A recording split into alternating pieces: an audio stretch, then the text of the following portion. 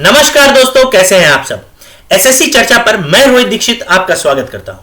तो चलिए शुरू करते हैं और देखते हैं कि किस तरह से हमें अपनी इस फैमिली को यानी परिवार को आगे बढ़ाना है।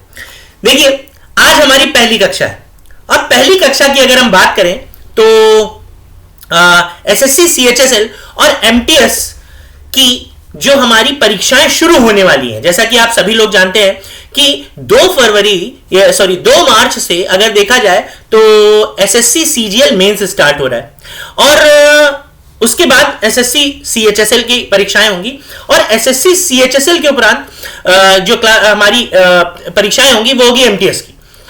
तो उन्हीं परीक्षाओं को ध्यान में रखते हुए एसएससी चर्चा आपके लिए लेकर आया है ऐसे प्रश्न जो पिछली परीक्षाओं में पूछे गए हैं और आपको बता दें कि आपको ऐसे ऐसे प्रश्न कराए जाएंगे यानी श्योर शॉट्स कि मतलब आपको परीक्षाओं में आने वाले प्रश्नों की जो संभावनाओं के आधार पर बनाया गया है वो भी आपको मिलेंगे।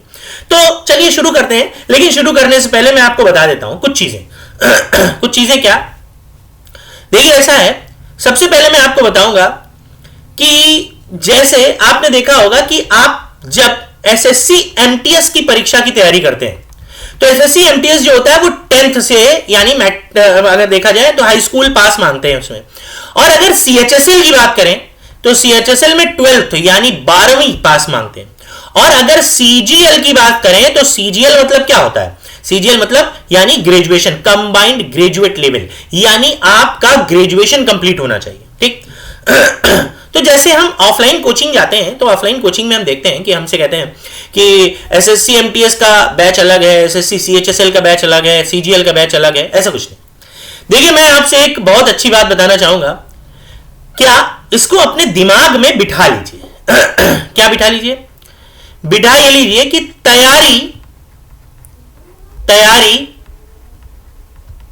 विषय की कीजिए, तैयारी विषय की कीजिए, परीक्षा अपने आप निकल जाएगी, परीक्षा अपने आप निकल जाएगी। हम आपसे फिर बता रहे हैं, करना क्या होगा, आपको कुछ नहीं करना है। आप जो भी विषय की तैयारी करें, किसी भी विषय की तैयारी करें, हम आपको बता दें, आप उसमें 100% दे दीजिए। कैसे?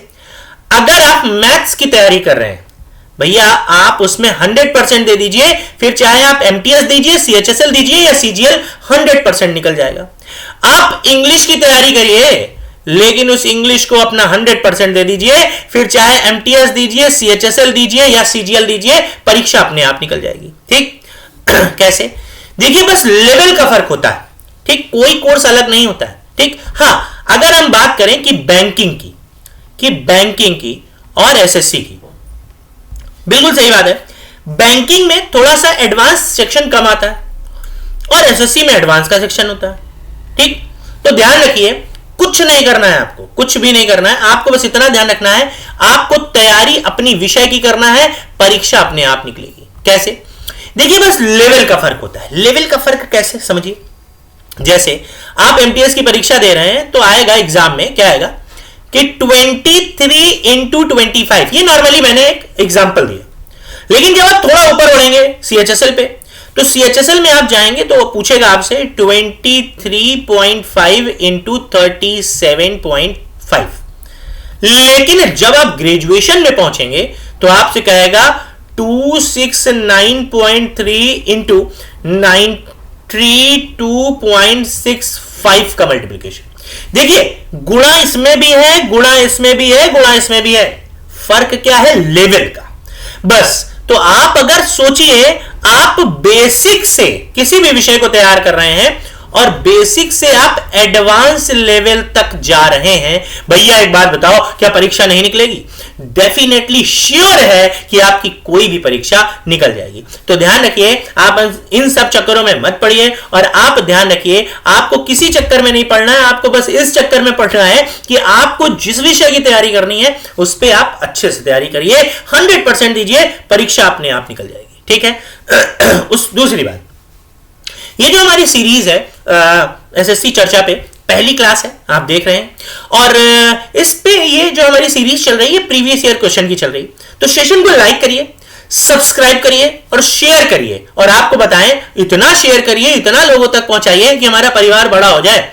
और जब परिवार हमारा बड़ा होगा तो आपको एसएससी के सारे कोर्स और आपको विथ मतलब अगर आप आपसे कहें विथ डिटेल की बात करें तो टॉपिक वाइज आपको पढ़ाया जाएगा। तो मतलब बिल्कुल आपको घबराने की जरूरत नहीं है, बिल्कुल परेशान होने की जरूरत नहीं है। एसएससी चर्चा आप सभी के साथ है। तो चलिए शुरू करते हैं अपनी इस सीरीज का जो प्रथम क्वेश्चन है, पहला प्रश्न है, उसके साथ प्रीवियस ईयर क्वेश्चन और आगे आने वाले संभावित प्रश्नों का संग्रह। कैसे, चलिए शुरू करते हैं। पहला प्रश्न कह रहा है 8 लगातार सम संख्याओं का औसत 77 है, तब पहली और छठी संख्या का गुणनफल बताइए।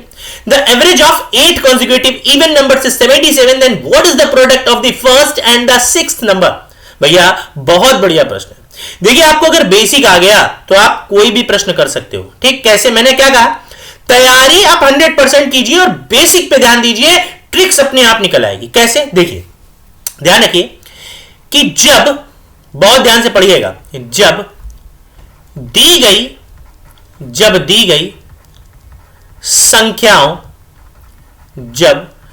गई संख्याओं का अंतर यानी डिफरेंस, जब दी गई संख्याओं का अंतर बराबर हो, क्या हो, अंतर बराबर हो, तब औसत हमेशा क्या है, औसत हमेशा मिड में टैली करता है। कहां टैली करता है, मिड में टैली करता है हमेशा। देखिए एक चीज हमेशा ध्यान रखिए कि जब दी गई संख्याओं के मध्य अंतर बराबर हो तो एवरेज हमेशा कहां टैली करेगा, मध्य में यानी मिड में टैली करता है। ध्यान रखिए कैसे, देखिए कब दी गई संख्याओं के मध्य अंतर बराबर होगा, यह आप बहुत ध्यान समझिए। कैसे, देखिए सम संख्या होगी तो अंतर बराबर होगा, जाहिर सी बात है, सम मतलब इवन। ठीक, ऑड नंबर होंगे, ऑड नंबर का मतलब समझते हैं, विषम संख्याएं।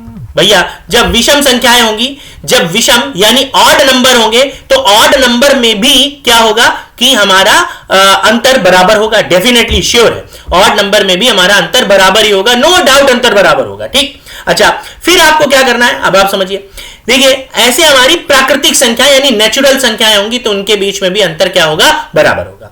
अब देखिए 8 लगातार सम संख्याएं, सबसे पहले अगर आपको यह चीज पता है तो आप 8 कॉलम बना लीजिए। देखिए 1 2 3 4 5 6 7 8 बना लिया। आपको पता है सम संख्या है तो औसत तो बीच में ही टैली करेगा, मिड में ही। औसत कितना है, 77। भैया 4 संख्याएं ये और 4 ये, औसत बीच में रहा तो औसत आ गया 77। इसके पहले वाला सम क्या होगा इसके पहले वाला सम 76, इसके पहले वाला 74, भैया इसके पहले वाला 72, इसके पहले वाला 70, इसके बाद वाला 78, इसके बाद वाला 80, इसके बाद वाला 82 और इसके बाद 84 यानी 84। आपसे कह रहा पहली और छठी संख्या का गुणनफल, तो पहली 70 है, छठी क्या है हमारे पास 80। आंसर कितना आ गया 5600 यानी 5600 आंसर आपके सामने। देखिए मैं एक बार और आपको बता दे रहा हूं ताकि आप अच्छे से समझ पाए। देखिए अगर आपको ये लाइन कंठस्थ है कि एवरेज हमेशा मिड में टैली करता है तो ध्यान दीजिए कुछ नहीं करना है, 1 2 3 4 5 6 7 8 संख्याएं, एवरेज बीच में टैली करेगा 77। लेकिन इसके पहले वाली सम क्या होगी, इससे पहले वाली भैया 76 होगी, इसके पहले वाली क्या होगी 74 74, इसके पहले 72, इसके पहले 70, इसके बाद 78 होगी, इसके बाद 80 होगी, इसके बाद 82, इसके बाद 84। आपसे क्या कहेगा, अब आपसे ये कहेगा कि पहली और छठी का मल्टीप्लीकेशन, पहली ये छठी ये मल्टीप्लाई कर दिया, आंसर आ गया। समझ गए। अगर आपको समझ में आ रहा है तो सेशन को लाइक जरूर करिए, सब्सक्राइब और शेयर करिए। और आपको बता दें कि अगर आपको समझ में नहीं आता, कोई भी समस्या हो तो कमेंट बॉक्स में कमेंट जरूर करिएगा, हम तक आपकी परेशानी समझ में आ जाएगी, पहुंच जाएगी और अगली क्लास में उस पर हम जरूर चर्चा करेंगे। ठीक है, चलिए देखते हैं अगला क्वेश्चन। लिखा है 1 से 155 तक की संख्या लिखने के लिए कुल कितने अंकों की आवश्यकता होगी? How many digits are required to write the number from 1 to 155? सबसे पहले आपको यह प्रश्न पढ़ने की जरूरत है, समझने की। कैसे, देखिए जैसे हम 1 से 155 तक की संख्या लिख रहे हैं तो क्या करना है, 1 2 3 4 5 6 7 8 9 10। ध्यान समझिए, 11 12 13 14 15 16 17 18, ठीक है, 19 20 21 22 23 24। भैया आपको ऐसे लिखना नहीं है मेरी तरह, ना, ये तो आपको समझा रहे हैं। भाई शिक्षक हैं, अच्छे से समझाना प्रयास करेंगे। तो देखिए अब कितने अंक हो गए, देखिए 1 2 3 4 5 6 7 8, ठीक है, 9 10 11 12 13 14 15 16 17 18 19 20 21 22 23 24 25 26 27 28 29 30 31 32 33 34 35 36 37 38 39 40 41 अंक तो यहीं तक हो गए, है ना। तो आपको ऐसे ऐसे 155 तक नहीं जाना है, ये नहीं बनाना है, ये आपको समझा रहा है। अब आपको करना क्या है ये समझिए। सबसे पहले आपको यह ध्यान रखना है कि नंबर सिस्टम यानी पूरी गणित में एक अंक वाली कितनी संख्याएं होती है, एक अंक सिंगल डिजिट वाली एक अंक वाली संख्याएं। तो एक अंक वाली संख्याएं होती हैं कुल 9। कितनी होती हैं? 9। कहां से कहां तक होती हैं? 9 होती हैं। ध्यान से अभी बताता हूं कहां से कहां तक होती है, ठीक, 9 वो, और हर संख्या में एक अंक होगा। तो टोटल कितने अंक हो गए? 9। अब आप सोचेंगे कहां से कहां तक, तो देखिए 1 to 9, 1 से 9 तक 9 संख्याएं, ठीक है। अब हम देखेंगे कि 2 अंक वाली कुल कितनी संख्याएं होती हैं। भैया 2 अंक वाली संख्याएं जो होती हैं वो होती हैं 10 से लेकर और 99 तक। कहां तक? 99 तक। तो 90 संख्याएं होती हैं। कितनी? 90। बहुत ध्यान समझिए। और हर संख्या में 2 अंक, तो कितना हो गया? 180, ठीक। अब बात आती है 3 अंक वाली संख्याएं, और 3 अंक वाली संख्याएं हमें सिर्फ यहीं तक जानी है लेकर। कहां तक? यहीं तक। तो 3 अंक वाली संख्याएं, 3 अंक वाली संख्याएं होंगी 100 से लेकर 155 तक, और टोटल होंगी 56, और हर संख्या में 3 अंक, तो टोटल होंगे 168। हो गया 168। और जब 168 होगा तो हम क्या करेंगे? 168 कैसे? देखिए 3 6 18, 1 5 15 116, ठीक। ऐसे भी 50 अब तोड़ कर करेंगे। जैसे 50 का 3 में गुणा तो कितना होगा? 150, 6 का 3 में 18, तो हो गया। अब देखिए जोड़ देते हैं, प्लस 8 9 17 1, 8 1 9 6 15 1, 2 और 1 3, आंसर आ गया 357। भैया 2 प्रश्न हो चुके हैं। अगर आपको समझ में आ रहा है, हमारी पहली क्लास है, आप जरूर बताइएगा, और सेशन को लाइक सब्सक्राइब शेयर जरूर करिए, ठीक। चलिए आगे बढ़ते हैं अगले प्रश्न की तरफ। अगला प्रश्न बहुत बढ़िया प्रश्न आया कि ए सी से 50% बड़ा है, यानी A is 50% greater than C, ठीक है, and B is 25% greater than C, और बी सी से कितना बड़ा है? 25%। देखिए कह रहा है ए सी से 50% बड़ा है, ए सी से 50% बड़ा है, ठीक है, और हमारे पास बी भी तो है, तो कह रहा है बी सी से ही 25% बड़ा है, बी सी से ही 25% बड़ा है। देखिए ऐसा है, प्रश्न को पढ़ा और हमको एक चीज पता है कि एवरीथिंग, हर चीज अपने आप में 100% होती है, यह ध्यान रखिएगा, ठीक है। देखिए ए की तुलना सी से कर रहा है, मतलब क्या हुआ भैया? ए की तुलना सी से कर रहा है और बी की तुलना भी सी से कर रहा है। कह रहा है ना, ए सी से 50% बड़ा है और बी सी से ही 25% बड़ा है, यानी A is 50% greater than C and B is 25% greater than C. Then by what percent will be greater than B, यानी ए बी से कितने प्रतिशत बड़ा होगा? ठीक है, चलिए देख लेते हैं। सबसे पहली बात, जिसके बारे में कुछ ना पता हो, यानी जिसका कोई नहीं, कहते क्या है? जिसका कोई नहीं उसका तो खुदा है यारो।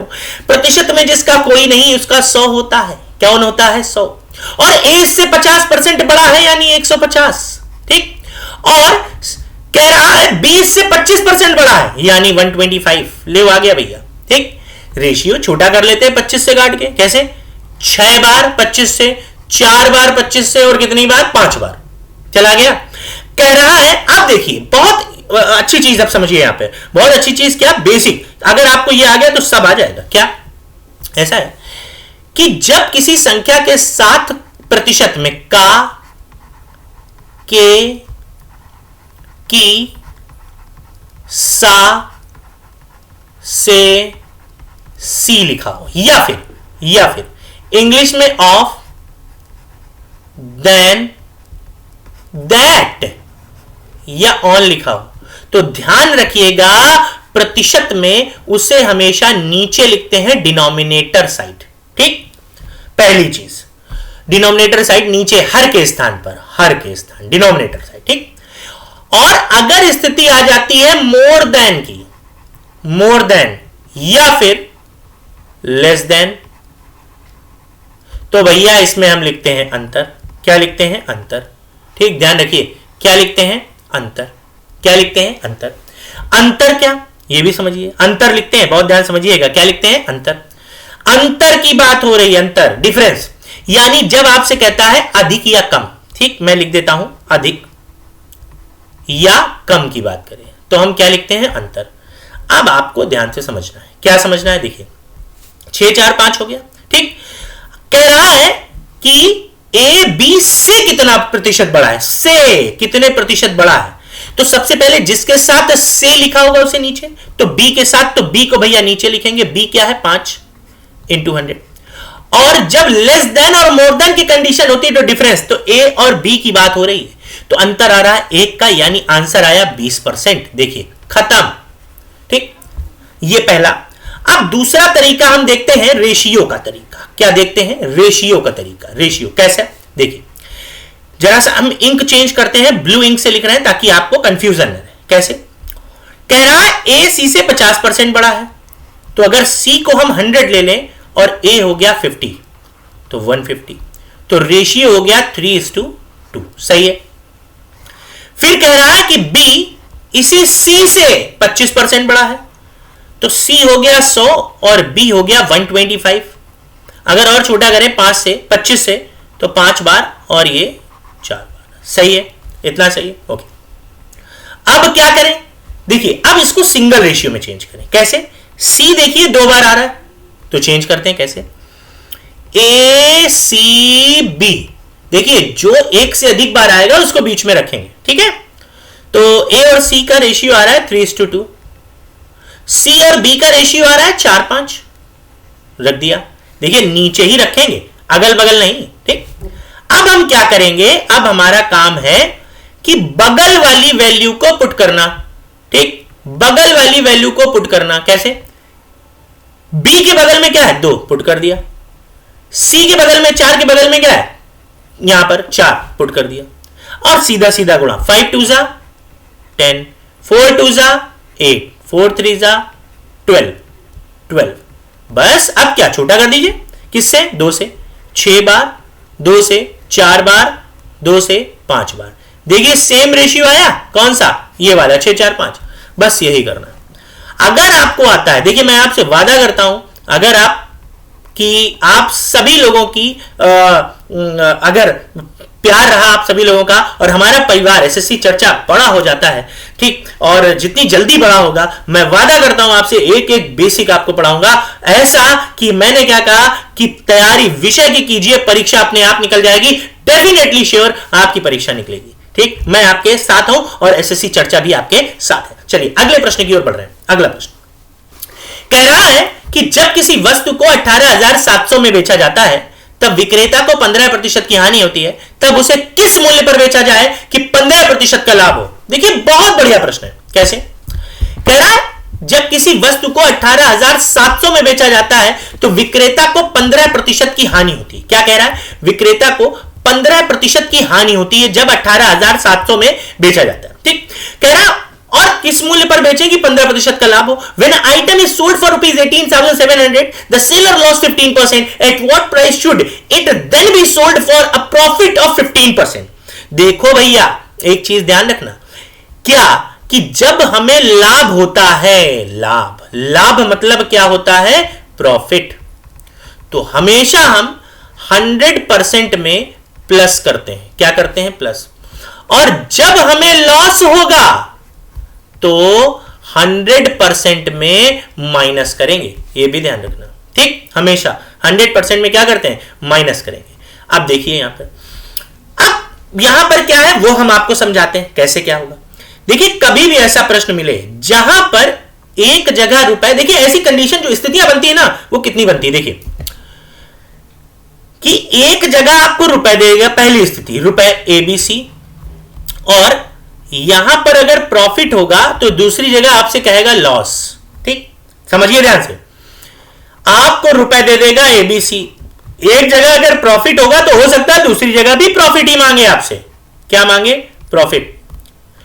आपको रुपए दे दिया ABC, अगर एक जगह आपको लॉस होगा तो हो सकता है दूसरी जगह प्रॉफिट मांगे, और एक जगह होगा एबीसी। अगर लॉस हो रहा है तो हो सकता है दूसरी जगह भी आपसे लॉस ही मांगे। वो क्या मांगे? लॉस ही मांगे। तो आपको यह ध्यान रखना है कि जब प्रॉफिट होगा तो 100% में प्लस और लॉस होगा तो 100% में माइनस। अब देखिए करते क्या है ऐसे प्रश्नों में, जो प्रतिशत बाद में मांगा है, ध्यान से समझिए, बाद में मांगा है, मांगा हो, जो प्रतिशत बाद में मांगा हो उसे हमेशा 100 से तुलना करके, 100 से तुलना मतलब समझ रहे हैं आप, यानी अगर प्रॉफिट है तो प्लस कर देंगे और लॉस है तो माइनस। 100 से तुलना करके ऊपर लिखते हैं। कहां लिखते हैं? ऊपर लिखते हैं। देखिए मैं हिंदी में बता रहा हूं कि जो प्रतिशत बाद में मांगा हो उसे हमेशा 100 से तुलना करके ऊपर लिखते हैं। कैसे? देखिए 18,700 है, लिख दिया हमने 18,700, गुणा लगा दिया, ठीक, और ये साइन लगा दिया। कह रहा है जो बाद में मांगा हो उसे 100 से तुलना करके ऊपर लिखते हैं। तो बाद में देखो क्या मांगा है? 15% प्रॉफिट। 15% प्रॉफिट, तो प्रॉफिट हमेशा 100 के ऊपर होता है, तो ऊपर 115। इसका मतलब जो पहले दिया था उसे कहां लिखेंगे? नीचे। हाँ, तो 15% का लॉस यानी हानि, तो 15 घटाइए 85 बचा। आ गया? दिक्कत कहां आ रही? देखिए सॉल्व करते हैं हम आपको। कैसे सॉल्व करते हैं? इंक चेंज करें फिर सॉल्व करते हैं।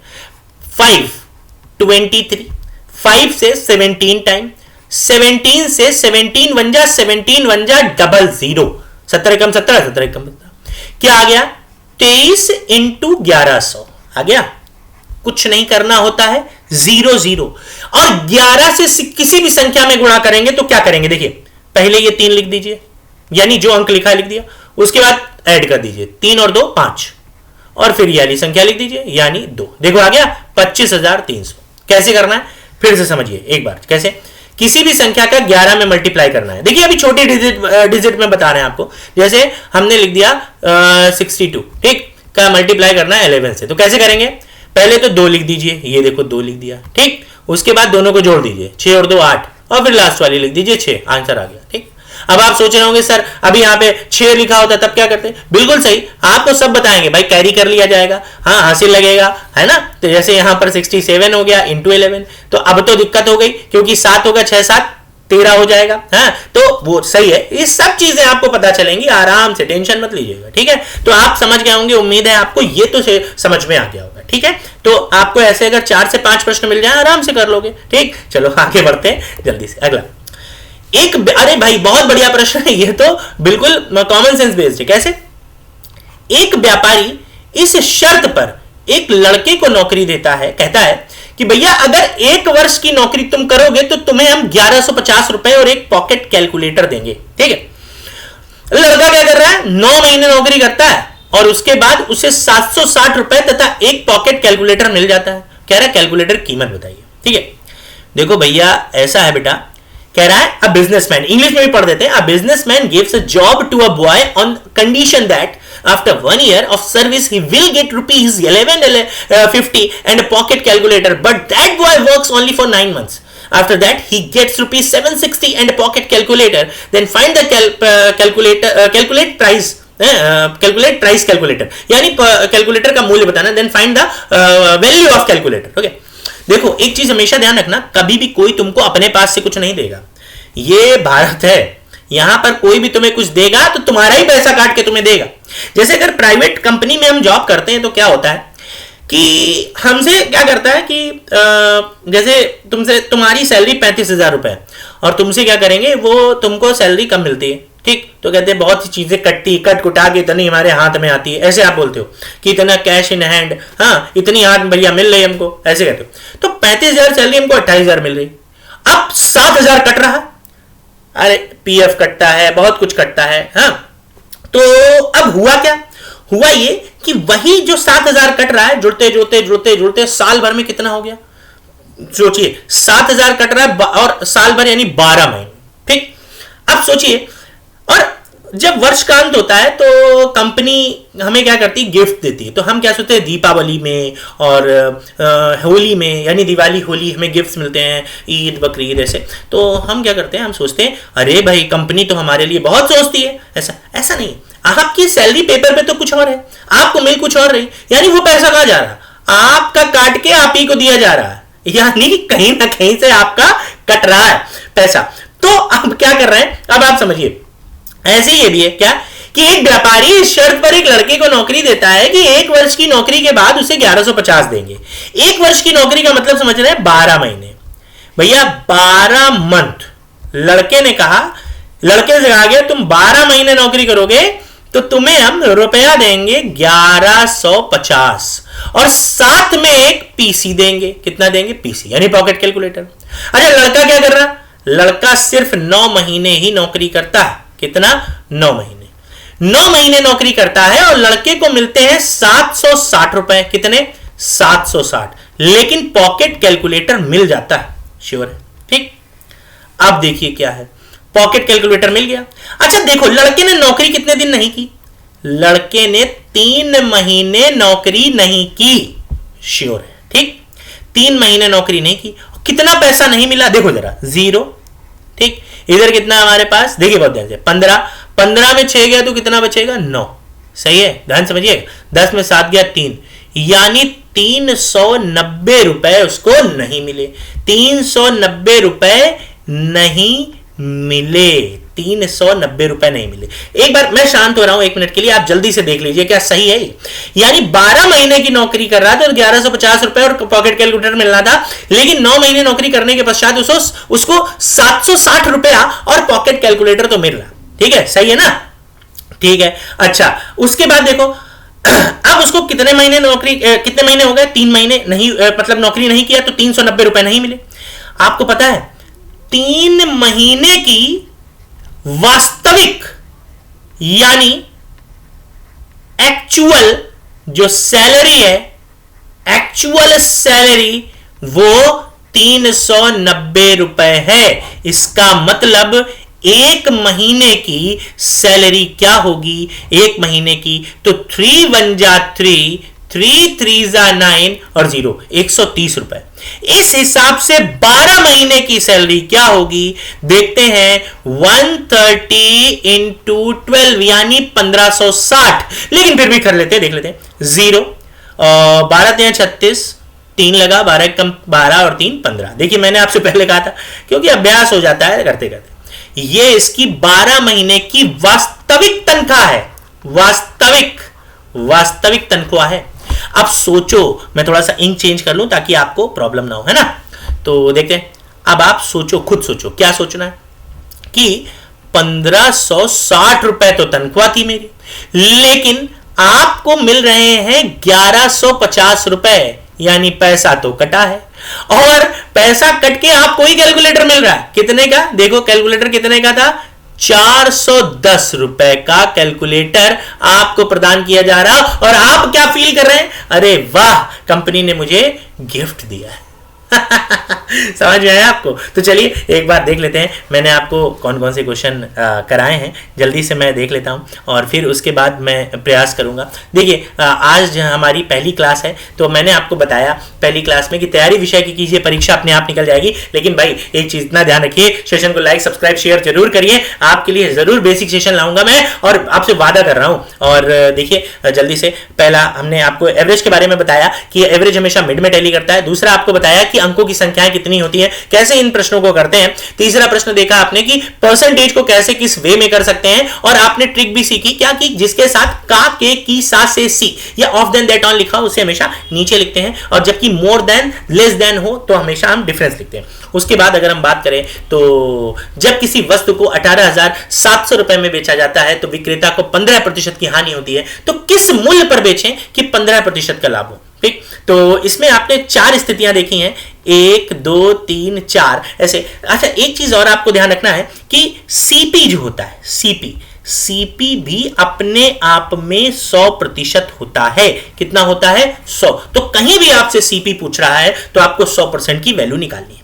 और आपने यहां पर सीखा 11 से मल्टीप्लिकेशन का रूल। ठीक, उसके बाद ये वाला प्रश्न आपने देखा जिसमें आपने देखा कि कैसे हमें ही बेवकूफ बना के हमारे ही पैसे से हमें गिफ्ट दिया जाता है। तो चलिए आज की क्लास में हम इतना रखते हैं, आपसे मुलाकात करते हैं अगले वीडियो में। तब तक के लिए थैंक यू, नमस्कार। लेकिन आपको क्या करना है, सेशन को लाइक सब्सक्राइब और शेयर करना है। और आपको यह भी ध्यान रखना है कि अगर आपको सेशन अच्छा लग रहा हो तो जरूर कमेंट करके बताइएगा। आपके लिए बहुत अच्छे सेशन और इससे लंबे सेशन लाएंगे आपके लिए, बिल्कुल बेसिक से। बस आप लगे रहिए एक एसएससी चर्चा के साथ। मैं आपसे मिलूंगा अगले वीडियो में, तब तक के लिए थैंक यू, नमस्कार।